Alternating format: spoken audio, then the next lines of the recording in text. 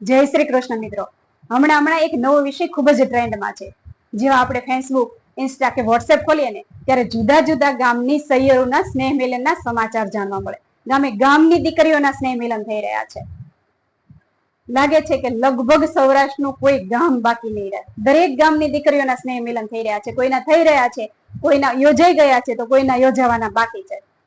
પરંતુ આ ટ્રેન્ડ અત્યારે ખૂબ જ ચાલી રહ્યો છે. પરંતુ મારે આજે તમને જણાવવું છે કે આ કોઈ એક કાર્યક્રમ નથી, પરંતુ સામાજિક જાગૃતિની એક નવી દિશા ખુલી રહી છે. મિત્રો, વર્ષો પહેલા, એટલે કે લગભગ 3 દાયકા કરતા પણ વધારે સમયથી ગામના, પરિવારના કે કુટુંબના સ્નેહ મિલનો થતા એવા છે.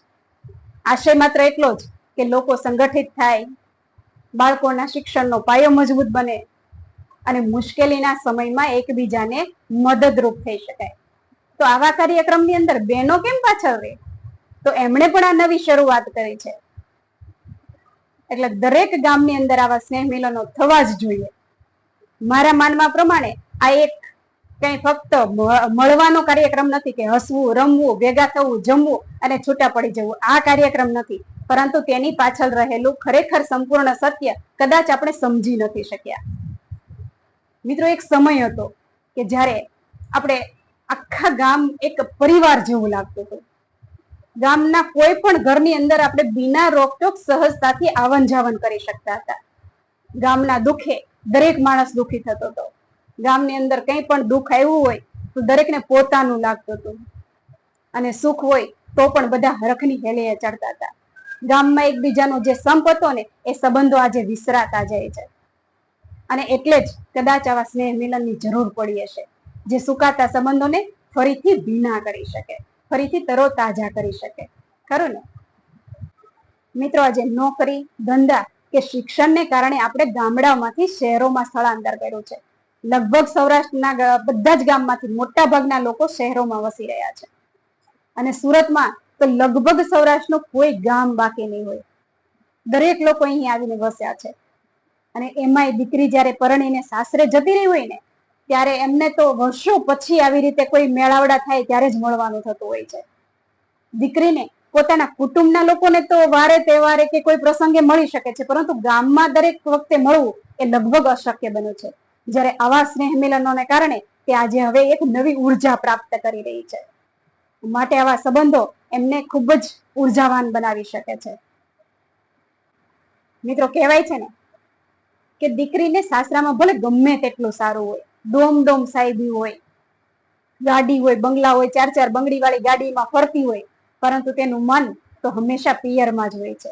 એક દીકરી જ્યારે પરણીને સાસરે જાય છે ને, ત્યારે તે ફક્ત ઘર નથી બદલતી, પરંતુ પોતાની ઓળખ, પોતાનું સરનામું, પોતાનું અટક, પોતાના ગામની શેરી, પોતાની બાળપણની સખીઓ અને આવી કેટલી યાદો પાછળ છૂટી જાય છે.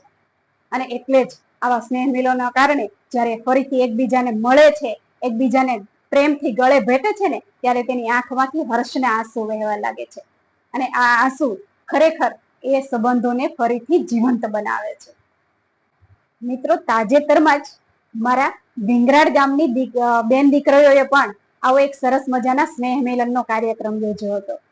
અને હું એ જ્યારે કાર્યક્રમમાં ગઈ ને, ત્યારે સાચું કહું ને તો મને એવું લાગ્યું જ નહીં કે હું કોઈ કાર્યક્રમની અંદર ગઈ છું, પરંતુ આ સુરતની પવિત્ર ધરતી ઉપર જાણે મારું આખું ગોકુળિયો જેવું ભીંગરાડ ગામ બેઠું થઈ ગયું હોય ને, એવી અનુભૂતિ થઈ. દરેક બેન દીકરી એટલા પ્રેમથી મળતા હતા, અને અમે ત્યાં ખૂબ જ હસ્યા, રમ્યા, ગરબા રમ્યા, ડાન્સ કર્યો, સંગીત ખુરશી રમ્યા, મોજ મસ્તી કરી અને એકબીજા સાથે જૂની વાતોને વાગોળી. ત્યાં ગામની નાનીથી લઈને 70 વર્ષની દીકરી બધા જ હાજર હતા. અને ગામના મોભીઓએ પણ, અમે જે દીકરીઓએ ફંડફાળો એકઠો કરવાનું નક્કી કર્યું હતું ને, કે જેના કારણે કાર્યક્રમ સંપન્ન બને, પરંતુ ત્યાં પણ અમારા વડીલોએ એક ભાર ઉપાડી લીધો અને દીકરીઓને ચિંતા મુક્ત કરી દીધી. અને હું જ્યારે સ્ટેજ પરથી બોલતી હતી ને, ત્યારે મને ખરેખર સમજાયું કે આ સંબંધો છે ને, એ માત્ર પૈસાથી નથી ખરીદી શકાતા, પરંતુ પ્રેમથી મેળવી શકાય છે. મિત્રો, મને લાગે છે કે ગુજરાતના દરેક ગામની અંદર દર વર્ષે એકવાર તો આવા દીકરીઓના સ્નેહ મિલન થવા જ જોઈએ. કારણ કે જ્યારે બે બહેનો મળે છે ને ત્યારે બે પરિવાર જોડાય છે, અને બે પરિવાર જોડાય છે ને ત્યારે સમાજ વધુ મજબૂત બને છે, અને જ્યાં સમાજ વધુ મજબૂત બને ને તેનું રાષ્ટ્ર શક્તિશાળી બનતું હોય છે. અને ખાસ વાત તો એ છે કે આવડા મોટા સામાજિક કાર્યક્રમનું નેતૃત્વ બહેનો દ્વારા કરવામાં આવે છે. બહેનો જ્યારે લીડરશિપ લે છે ને ત્યારે ખરા અર્થમાં મહિલા સશક્તિકરણની મશાલ પ્રજ્વલિત થતી હોય છે. મિત્રો, આપણે રોડ, રસ્તા કે ઇમારતો બનાવી શકીએ છીએ, પરંતુ સંબંધો બનાવવા માટે તો મળવું જ પડે, અને માટે જ આવા કાર્યક્રમોની ખાસ જરૂર છે. માટે આવા કાર્યક્રમો થતા રહે તે સમાજ માટે પણ ખૂબ જ ફાયદાકારક છે, અને તેનાથી ફક્ત યાદો નહીં પરંતુ ભવિષ્યનું પણ ઘડતર થતું હોય છે. જય હિન્દ.